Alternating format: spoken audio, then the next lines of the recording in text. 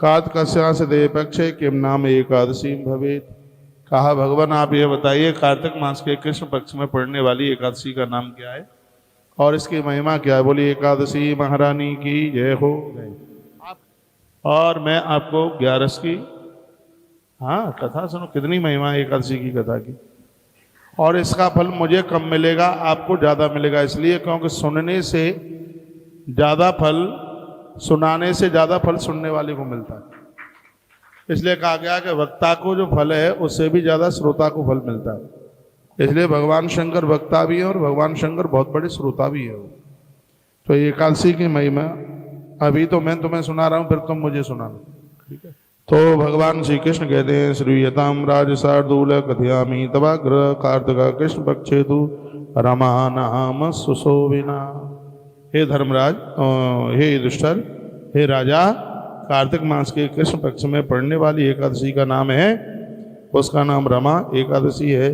और इसका महात्म्य मैं प्रसंग के अनुसार कह रहा हूँ। एकादशी समाख्याता महापाप हरा परा। जो भी कोई इस एकादशी का व्रत करेगा उसके सगरे पाप समाप्त हो जाएंगे। का प्राचीन काल में मुचकुंद नाम के एक बहुत बड़े प्रख्यात राजा थे जो इंद्र के मित्र थे। मुचकुंद इति ख्यातो बहुव नृपति पुरा देवेंद्रेण समम तस्या मित्रव समभूर्णपा। तो वो इंद्र के बहुत बड़े परम मित्र थे और उनकी यम वरुण कुबेर तथा विभीषण से भी मित्रता थी।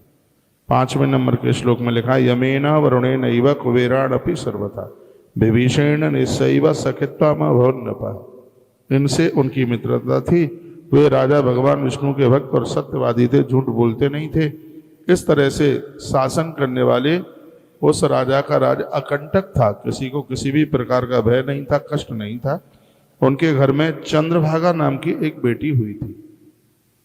बिटिया का नाम था चंद्रभागा।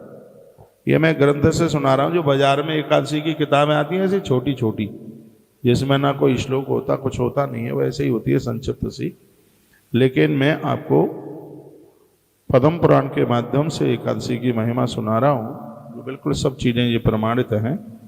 वो सुन लीजिए। क्या कहा गए, उनके घर में एक चंद्रभागा नाम की बेटी का जन्म हुआ था।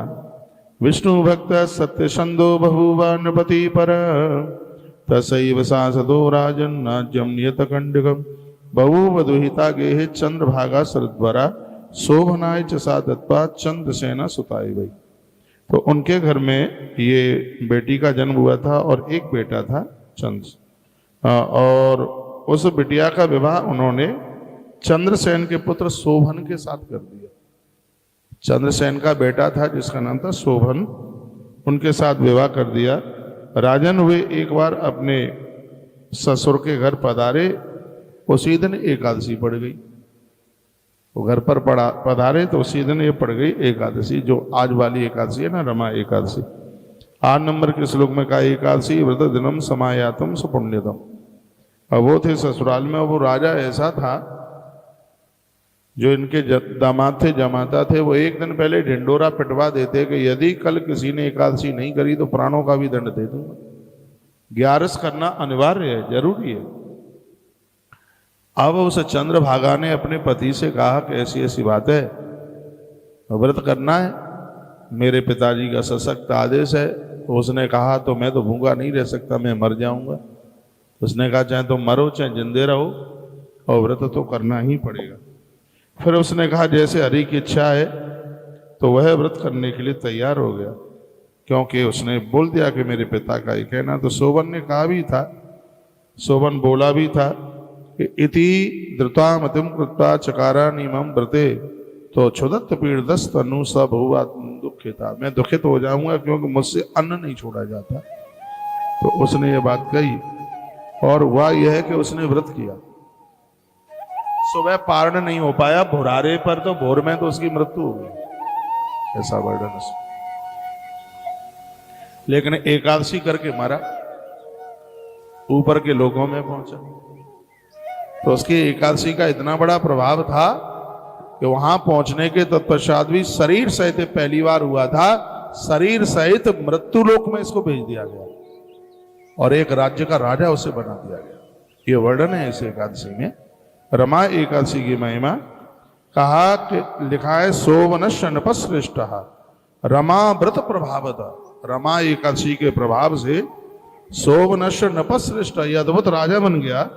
प्राप्तो देवपुरम रम्य मंदराचलम सानुभवी, मंदराचल पहाड़ पर कोई देवपुर नाम का एक बहुत बड़ा क्षेत्र था और उसका इसको राजा बना दिया गया। स्फटिकी विविधाकरी वो सब वर्णन है उस नगरी का, किन किन रत्नों के द्वारा वो जड़ी हुई थी।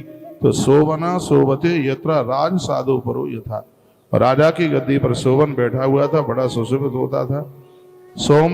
सोम सरमेत विख्यातो मुचकुंदे पुरे भवित, वर्णन किया कि एक दिन क्या हुआ कि सोम शर्मा नाम का ब्राह्मण जो मुचकुंद राजा के नगर का वो व्यक्ति था, वो भ्रमण करने के लिए निकला। तो उसने वो राजा को बैठे हुए देखा, वो तो समझ गया अरे ये तो हमारे राजा मुचकुंद का दामाद है, यहाँ कैसे आ गया।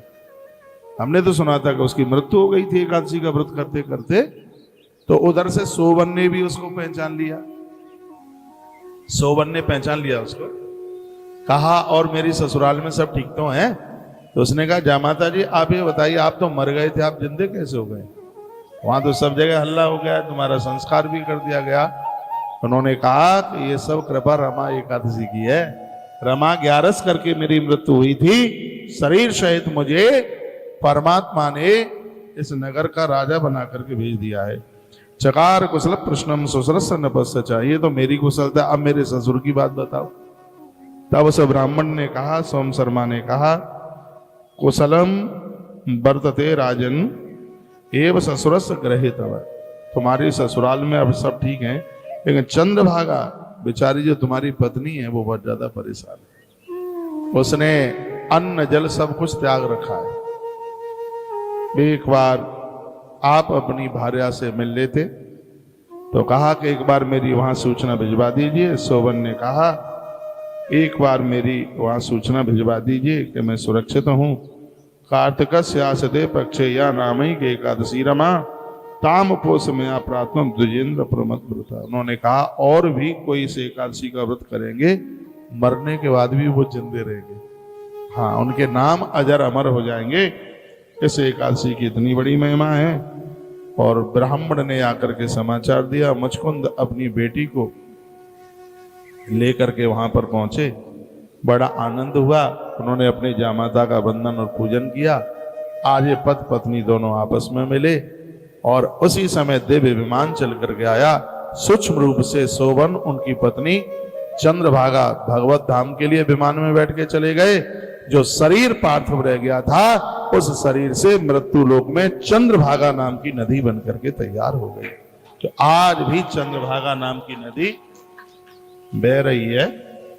तो बताते हैं कि रमा एकादशी वाले दिन मुख से धोखे से भी यदि चंद्रभागा नदी का नाम निकल जाता है तो उन लोगों के करोड़ों करोड़ों पाप जल करके राख हो जाते हैं। मैंने संक्षेप में आपको एक कथा सुना दी। सड़ु कांतितम वाक्यम यत् पुण्यम विद्यते मयि। जो भी इस कथा को सुनेंगे भैया उनके जीवन में आनंद ही आनंद हो जाएगा।